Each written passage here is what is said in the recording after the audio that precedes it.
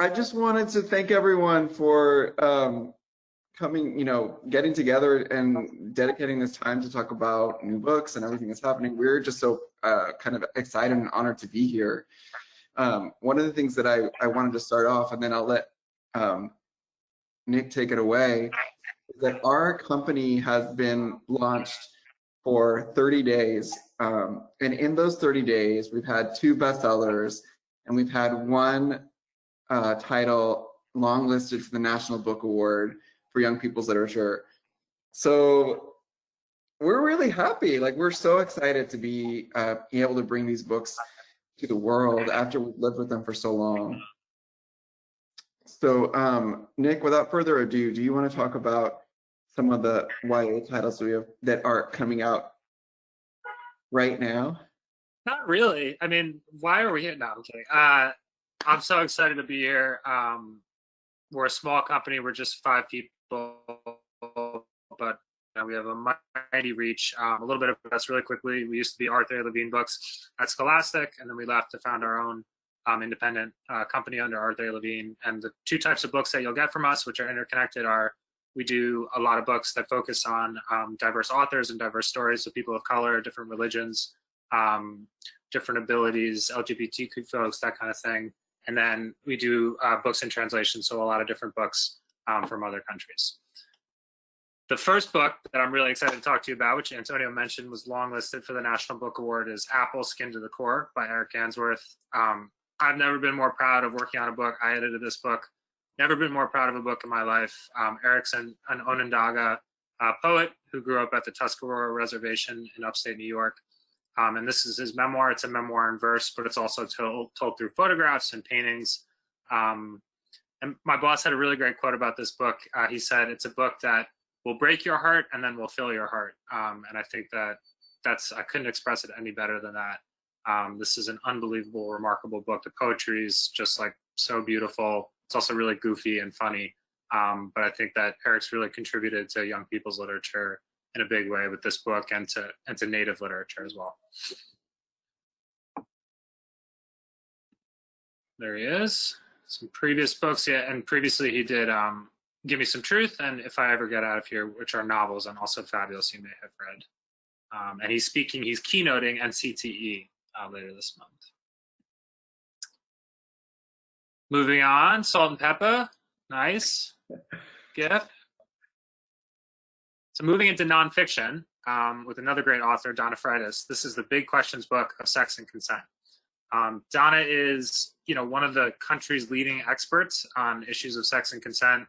She goes around the country talking to different schools and teachers and librarians about sex and consent. And here she's kind of taking all that she's learned and all the research that she's done and all the conversations that she's had over the last few decades. And she's given us the sort of questions that she sees most commonly asked, and also which are most missing from sex education in our country today. And we really hope and kind of design this book to be read by those 10 and up. Like, the conversations about sex and consent can and should be begun as early as possible. And it's just a really exhaustive, incredibly well done guide for both young people and parents, teachers, and librarians. So we're really, really excited about it. And she's available, as Antonio said, in the PowerPoint for educator nights, and is really skilled at doing them. Yeah.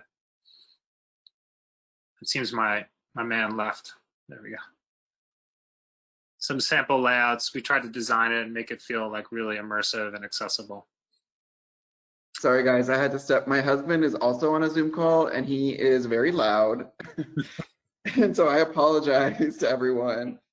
This is the first like 10 minutes today that I haven't had like trucks honking outside my apartment window. So I think they're all listening into the presentation too. I wanted to take a quick moment to talk about one of the titles that I'm most excited about. It's called Middletown by Sarah Moon. And some of you may remember Sarah Moon as being the editor of an anthology called The Letter Q. And that book came out maybe like 5-6 years ago. It was an anthology that included so many different voices all kinds of authors who are writing letters to their younger selves. This book, In Middletown, is a novel, and it is about two sisters. And I'm going to read the description because Arthur is such a better writer than I am when it comes to everything. So, like I said, Middletown is about two sisters. Eli is 13 years old. She's likes to wear baggy clothes and baseball caps, and she maybe has a crush on her best friend. Her 17-year-old sister, Anna, is like more traditionally feminine. She loves boys and staying out late. And they're also the only family that they have.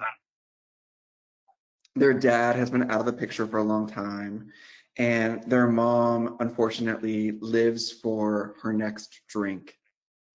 When her mom finds herself in a forced rehab, Anna and Eli are left to fend for themselves. They have no legal guardian. There's no foster care opportunity, and they take matters into their own hands. Anna, who's older, masquerades as their aunt, and together they are going to go out and take care of themselves. They hoard whatever money they have, but unfortunately, their plans start to unravel just as soon as they were made. And they always find themselves being too close to getting caught. Eli and Anna have, they've gotten used to telling lies as a means of survival. But as they navigate the world without their mother, they have to learn how to accept help and let other people in.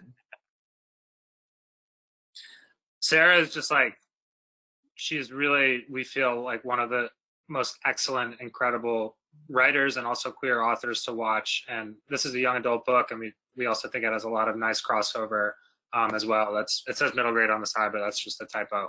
Oh, yeah, that was a typo. This is a spring author and a book to really watch. We can't wait for you guys to read this book. Shall I, AGC? Yes. All right, moving back to nonfiction. This is a book called Everything You Wanted to Know About Indians But Were Afraid to Ask, Young Readers Edition. Definitely a title that it helps explain the book pretty nicely. But Anton Troyer he's an Ojibwe professor. He's a language preservationist.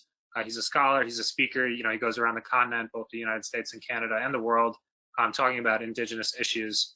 And here in this book, he's pulled together, like, I think it's over 175 different questions that he's been asked, or that he's heard other natives experience being asked these questions. And he's pulled them together into the book, and he's provided answers. And, you know, he's not proclaiming to be like, you know, that there's one native answer to every question. You know, actually, there's an incredibly wide diversity of opinion across Indian country on any number of issues.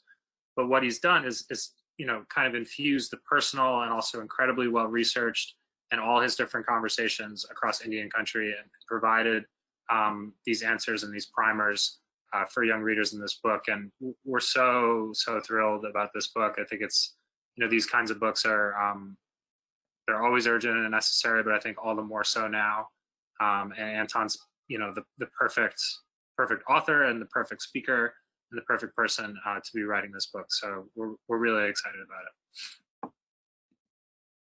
And one thing that I wanted to mention about this book that's really beautiful is, and Nick, you may be able to talk to this too, is that this cover was hand beaded by an Indigenous artist. Yeah, we had a Jana Schmeeding. She's a really fabulous Lakota author and like screenwriter we're friends with, and we asked her to do some beadwork for the cover, and she did in the Ojibwe floral tradition.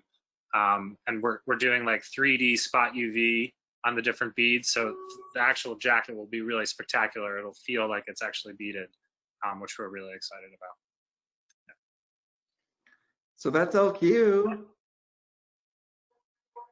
Thank you, everyone. Thank you so much for just, you know, being out there in the world and, you know, getting these books into kids' hands, and not just our books, although we like our books too, but like just every good book. We appreciate it so much.